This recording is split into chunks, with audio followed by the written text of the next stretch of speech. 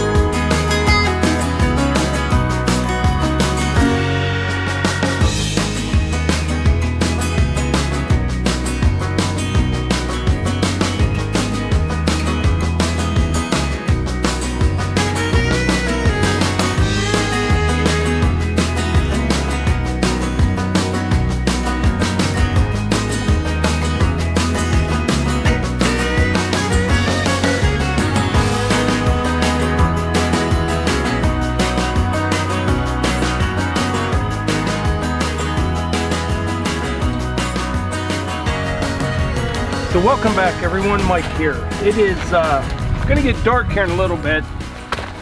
Just got home from work a few minutes ago, and I want to get a couple more of these posts set, and then if I could get 2 more done tomorrow night, I can be building on this woodshed this weekend. So that's kind of the plan there. Hey Melissa.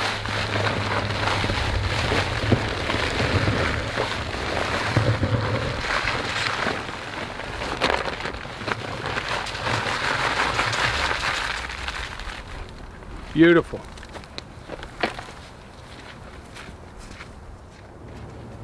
So a lot of people have been asking and commenting, I got it, on how I put that concrete in the holes dry like that. And that's the way I've always done it. I have, and I know a lot of people do it the same way. You can add water to it, that's no problem at all, but we have a lot of water. Oh, in our ground. Like a lot. Yeah, in our soil. And like the other night, what, it rained an inch and a half or something like that? Yeah, and then tonight, and that, like, yeah, we have a lot of moisture in our soil. Yeah, and it gets, it sets up just fine. It does. Matter of fact, this is how I did my deck on the house 25 years ago, something like that. And our clothesline. Clothesline post is still there. That was one of the first things we put up. Jungle gym for the kids. Tell you what, this just needs tightened up a little bit, but this one's good. I'll backfill a little bit. Oh, something else people have been asking about is the maple syrup. If we've ever done maple syrup before. Personally, I have not, but Levi, our son, he started that last week. Yeah, he did. He's researched it and got all the buckets and set it up, but what he did is recorded himself on our story. So if you go to Instagram and Facebook and you click on the circle, which is our profile picture, hit that and it'll play our story, which is some clips of things I usually put on there that we do throughout the day. But he put on there the story of him doing the maple syrup and how many gallons he got in the first 24 to 48 hours, and he also has him boiling some. Yeah, he's using a turkey fryer. Yeah. And he only tapped 8 trees the first year. This is just kind of a test. And out of the 8 trees, I think he's got close to 50 gallons so far. And the next couple nights ought to be pretty decent because it's going to get below freezing at night and then warm up during the day. Right. And but yeah, that's just 8 trees.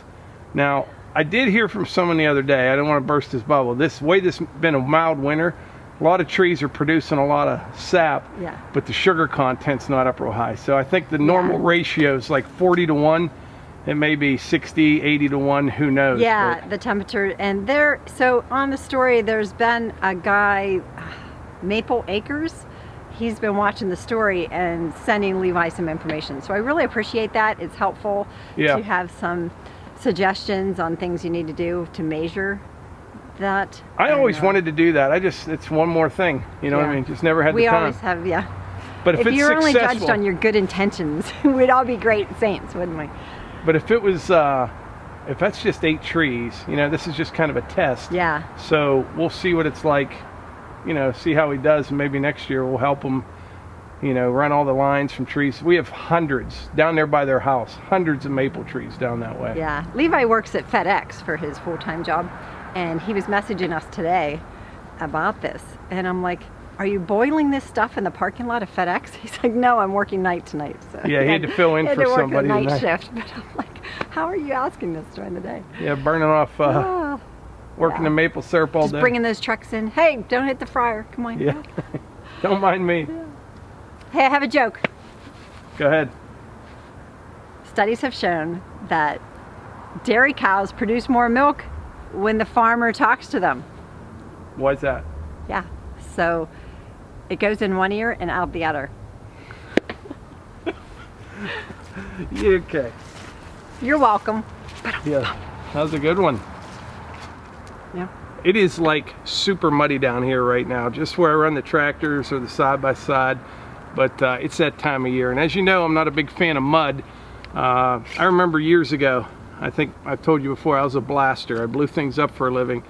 And I was on a job one time, and we started loading a shot, and once you start, you can't stop. And it just poured down the rain. It was a real clay, just a messy type of soil. And we were all day long loading this shot, and I'm standing by a hole. This is what this kind of reminds me of, this hole. And you're always working around the hole. Well, I kind of got set up there, and I have my guys, they're bringing me these tubes. They're like 5-inch by 30-inch, they're blasting agents. And you're dropping them down the holes, and they're all wet. And each time they'd hand me one, I'm just kind of settling down in the mud more and more. And by the time we got that hole loaded and things were getting stuck in it, I mean, I was well up on my shins, almost to my knees, you know. And I got that hole loaded, and I went to move, literally couldn't get out. Boots I mean, come off. I couldn't even get my legs out, couldn't get my boots off, and I'm stuck, you know. Everyone's kind of laughing, carrying on. And my buddy Punk, he's a real big guy. We called him Punk. He's about 6'6". And his nickname was Punk, and man, he grabbed a hold of me. He had trouble getting me out, man. It took 2 or 3 guys. I was not having a good day there. And at the end of the day, I was getting a little moody that day, and the sun kind of came out. Once we were all done, I started joking around again, and he said, boy, he called me little buddy. That tells you how big he was. He's like, boy, little buddy, you're getting a little moody there earlier today. I said, yeah, I was, and normally I didn't, but that was a day. Not a fan of mud, though. But so fire in the hole turned into Mike in the hole. Yeah, I was stuck. I think what I might do is set that other far post over there. If I get those 2 done this evening, and then and then tomorrow night I could get the next 2. These will set up, and then this weekend we can be building on this. Oh, okay. And if it doesn't get dark, I may even saw some 2x4s on the mill yet before it gets dark tonight. And this all changes next week. Like I said, I got like 45 minutes tonight. Next week, it's going to be light till like 7:30. It'll be awesome. Woo! Good stuff. Okay. You don't even have to make dinner tonight. She made a ginormous meatloaf last night. So yeah, and there's leftovers. So we'll in fact, Hunter is in there killing it. So you better get check up on him. But Mike looks forward to March 8th. Guess what day I look forward to? What? April 1st. Oh, April Fool's Day. She's always pulling tricks. Just wait. Yeah. Yeah. And I used the I'm pregnant, and you know, I wrecked the car, and those jokes, I won't be. I don't even those. look at my phone or answer my phone that day. He doesn't. But you knew about Eva last year? Or the year before? Oh. Yeah, so she told us she got caught cheating. She I think had we us mentioned going. that in a video. Oh, we maybe have shared it, but we've yeah, had no, like but tell them. probably 100 subscribers. 100,000. 100,000 subscribers since then. But our daughter Eva, on April Fool's Day, she seriously texted us and told us she's really sorry. She got caught cheating. She thought she knew what she was doing. She just had to glance at her neighbor's paper. This whole thing. And I believed her to the very end. And I'm like, nope, I'm not falling for it. I go, this is an April Fool's joke. And Mike was so mad. He's like, Eva, tell me right now or I'm driving to the school. And so, she stuck with it, remember? Yeah, she did until he was saying So I was like, I'm on my way. I'm turning around, and I'm in Ohio, but I'll be there in 2 hours. And she let it ride for a while, and then she's like, okay, never mind. I made it up. April Fool's Day. So I was so proud of her. It was one of the proudest moments. That's great. All right. I'll see ya. Stay tuned. I'll be up in a bit at dark. Okay.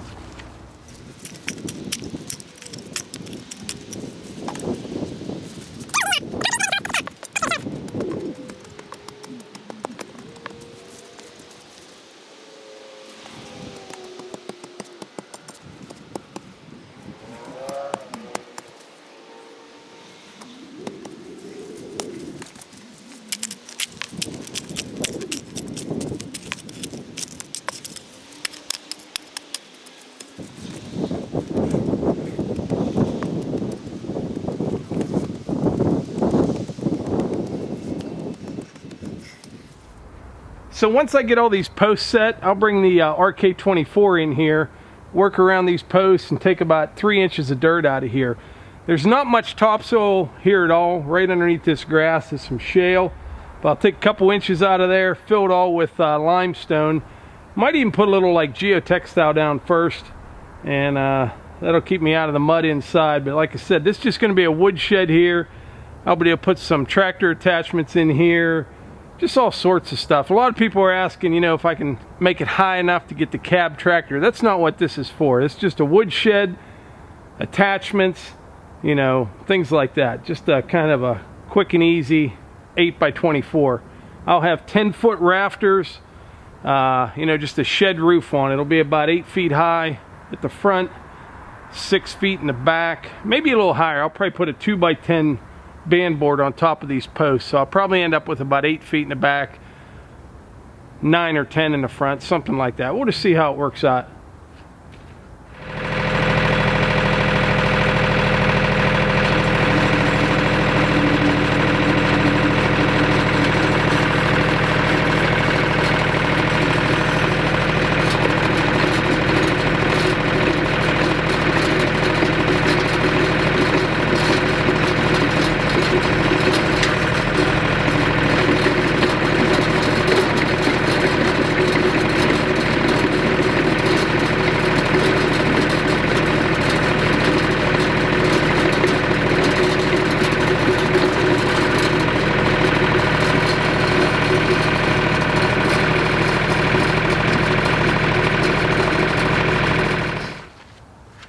Well, I didn't expect to find that. The post hole digger started out okay, and then it just quit going down. And at first I thought I was on a rock or something, but it didn't sound like a rock.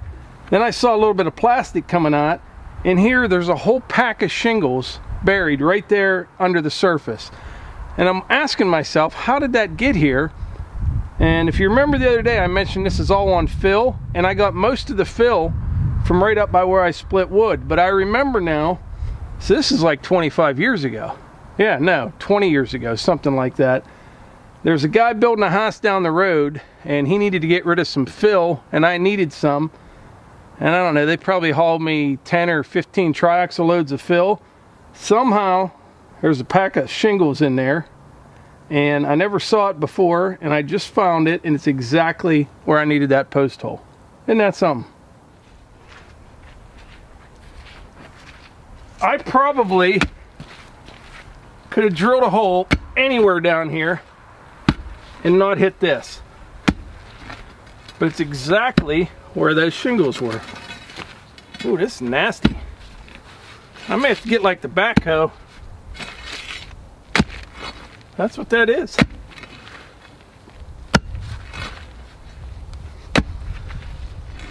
Well, if you're ever curious, shingles will not rot under the ground even after 20 years.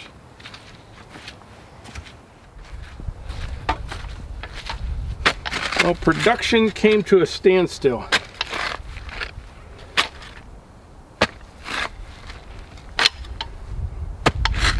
I need to try to remember that guy's name. Give him a call. Say, hey, I got your shingles.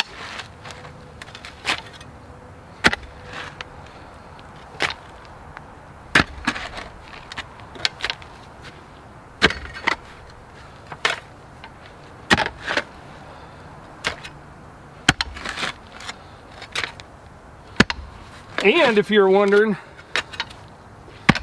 post hole digger won't go through shingles. Huh.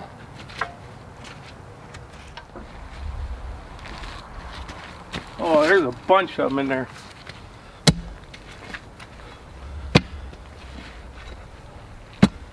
I think if I can get the tip through there, like right in that hole I got going on.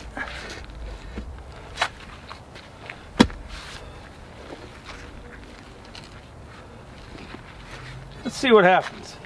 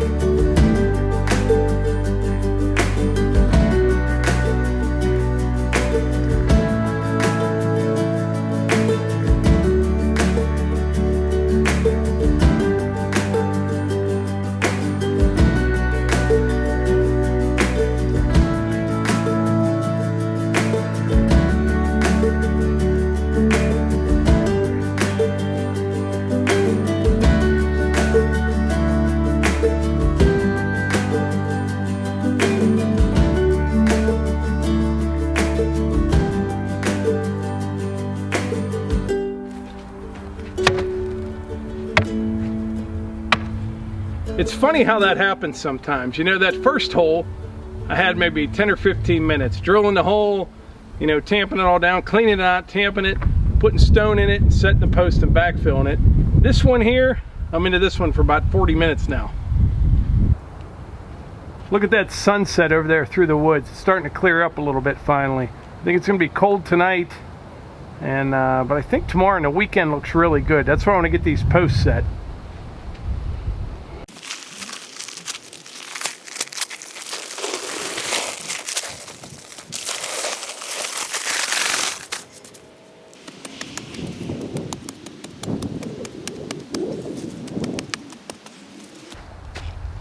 Looks good.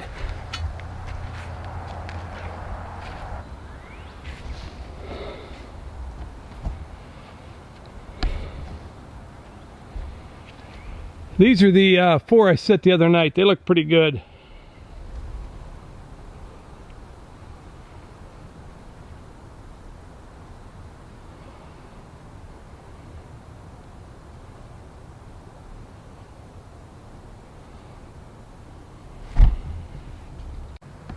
All right, I got 6 posts set.